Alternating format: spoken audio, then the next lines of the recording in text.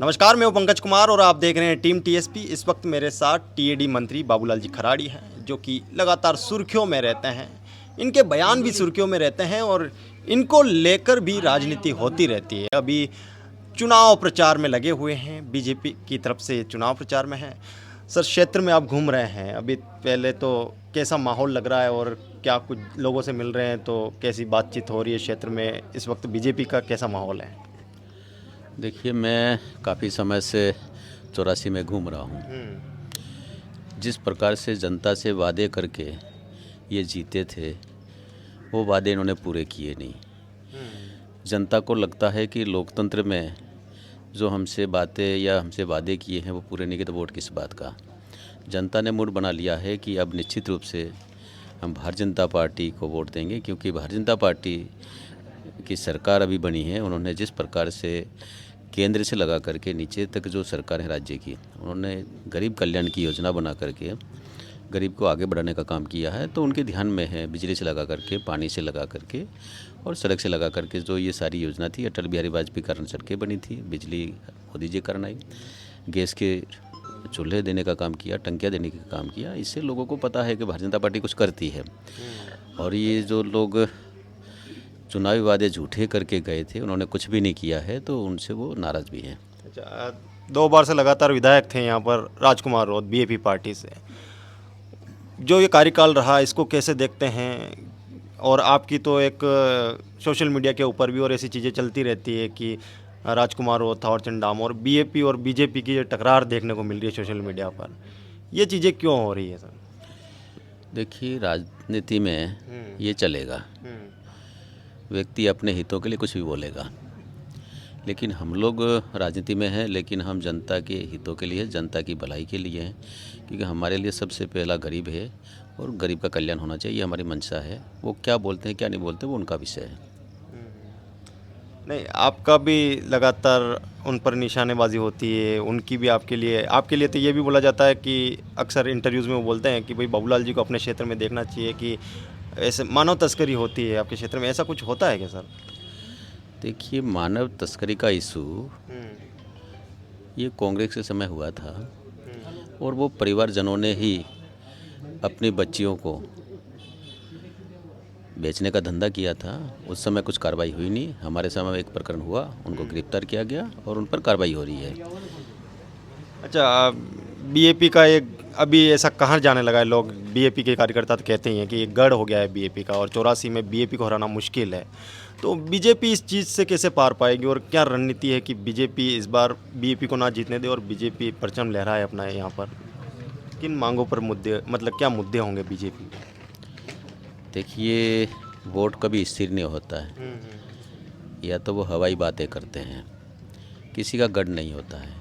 आप जनता का भला करोगे तो जनता वोट देगी, और नहीं करोगे तो वो जनता नकार देगी। और उन्होंने कुछ किया नहीं है। इन्होंने तो कहा था 8वीं पास को हम नौकरी दे देंगे, कितने को नौकरी दे दी। हर घर हम हेडपम्प खोद देंगे, कितने घरों पे हेडपम्प खोद दिए। इन्होंने कहा सब जगह हम सीसी रोड बना देंगे, कितने बना दिए बता दो। परिवर्तन ज़रूर हुआ, राजकुमार रोत का हुआ है, वो दिखता है लोगों को, लोग कहते हैं हमसे। और भारतीय जनता पार्टी विकास के मुद्दे को लेकर लड़ेगी और निश्चित रूप से इस चुनाव में हम जीतेंगे। राजकुमार रोत जो हैं आदिवासियों को हिंदू नहीं मानते हैं, ऐसा बताते रहते हैं भाषणों में। इस चीज़ को लेकर आपके क्या व्यूज़ हैं और इस चीज़ को आप कैसे समझते हैं? राजकुमार जी कौन होते हैं आदिवासियों का ठेका लेने वाले? वो अकेले कह सकते हैं कि मैं हिंदू नहीं हूँ।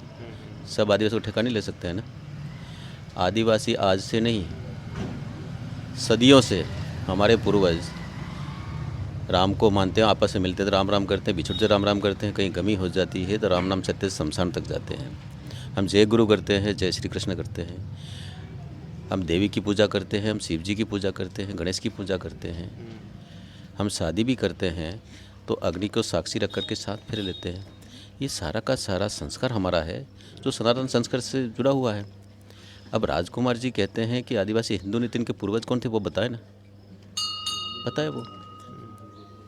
इस प्रकार से एक भ्रम फैला करके और दूसरे लोगों के हाथों पे कठपुतली बनकर खेल करके आदिवासियों को भ्रमित एक बार कर दिया। आदिवासी बार बार भ्रमित नहीं हो सकता है। आप टीएडी मंत्री हैं, तो आपने कुछ ना कुछ स्टेप ज़रूर उठाए होंगे क्षेत्र के विकास के लिए, तो आज तक क्षेत्र के विकास के लिए आपने क्या स्टेप उठाए और आने वाले टाइम में और क्या कुछ ऐसा देखने को मिलेगा आपकी तरफ से, जिससे लोग इस चीज़ से संतुष्ट हो कि हाँ भाई हमारा टीएडी मंत्री जो हैं हम उनके पास सही पद है, ऐसा कह पाए लोग?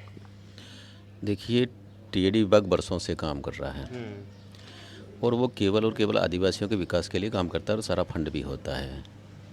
फंड कम ज़्यादा रहा होगा, लेकिन जितना आदिवासियों का विकास होना चाहिए वो नहीं हुआ। उसके पीछे तो पुरानी जो सरकारें रही उनका दोष रहा, लेकिन मेरे मन में एक कल्पना है कि आदिवासी आगे बढ़े, आदिवासी बच्चा आगे बढ़े। मेरे मंत्री बनने के बाद मैंने अधिकारी से पूछा था कि भैया आप बताओ आदिवासी कितने आईएएस हैं, कितने आईपीएस हैं, तो उनको कोई जवाब नहीं था। 2-4 डूंगरपुर से बने हैं, वो अपनी मेहनत से बने हैं, विभाग का कोई योगदान नहीं था। हमने तय किया है कि भाई मैं आईएएस बनाना चाहता हूँ, मेरा लक्ष्य है, और हम 50 लड़की है और 50 लड़कों को कोचिंग कराएंगे, चाहे जयपुर कराएं चाहे दिल्ली कराएं। अब तैयारी उनको करनी है, क्वालिटी के लड़के हम लाएंगे और उनको हम विभाग पूरी मदद करके उनको कोचिंग कराएगा, और फिर उनमें से जो योग्य होंगे वो कलेक्टर एसपी बनेंगे। हमारे हॉस्टलों में जिस प्रकार का माहौल था उसको ठीक करने का हमने काम किया, क्योंकि हॉस्टल में मैंने आने के बाद मैंने कहा भाई क्वांटिटी और क्वालिटी के साथ कोई समझौता नहीं होगा, और अभी हम मॉनिटरिंग कर रहे हैं, क्योंकि कहीं गड़बड़ होती है हमको पता लगा तुरंत हम एक्शन लेते हैं। क्योंकि बच्चे को क्वालिटी का भोजन नहीं मिलेगा तो उनका पोषण ठीक ना होगा तो उसकी बुद्धि भी ठीक नहीं होगी। तो ये सारी चीज़ें हम देख रहे हैं, और क्षेत्र में जहाँ पर भी हमको लगता है कि कहीं पुलिये की शिकायत है, कहीं सड़क की शिकायत है, कहीं पर एनीकट होना चाहिए, कहीं पर लिफ्ट लगनी चाहिए और कहीं पर ट्यूबवेल खुदना चाहिए, ये सारी चीज़ें जनता की मांग आती है, तो उसके अनुसार हम काम करेंगे। लास्ट सवाल है सर मेरा, अभी एक मुद्दा थोड़ा गरमाया था, स्कूटियाँ जो बांसवाड़ा के किसी कॉलेज में पड़ी थी वो पुरानी हो गई, पड़ी ऐसी बातें भी हुई, उसको लेकर आपसे भी सवाल पूछे गए। वो प्रकरण पूरा क्या हुआ था सर, और मतलब स्कूटियाँ क्यों सड़ने के लिए पड़ी रही वहाँ पर? देखिए, ये स्कूटियाँ पिछली सरकार के समय आई थी, 3000 स्कूटियाँ आई थी 2003 में। वो उन बच्चियों को मिलनी चाहिए जिन बच्चियों के लिए आई थी। 1500 स्कूटियाँ तो बांट दी, और इनके वो जो कोड इशू होता है वो इस कोड इशू न हो पाया, जिसके कारण से वो स्कूटियाँ नहीं बटी। तो अभी कुछ प्रक्रिया चालू हो गई? बिल्कुल निश्चित रूप से मैंने अधिकारी को कह दिया, क्योंकि ये उच्च शिक्षा विभाग का काम है, कॉलेज विभाग का, कॉलेज डिपार्टमेंट का काम है, कॉलेज शिक्षा का काम है, उनको करना चाहिए। उन्होंने नहीं किया, हमने कहा क्यों नहीं हुआ, तुरंत करिए। तो वो निश्चित रूप से जो कोड जनरेट करना है वो करके और स्कूटियाँ जल्दी जल्दी वो बच्चों तक पहुँचा देंगे।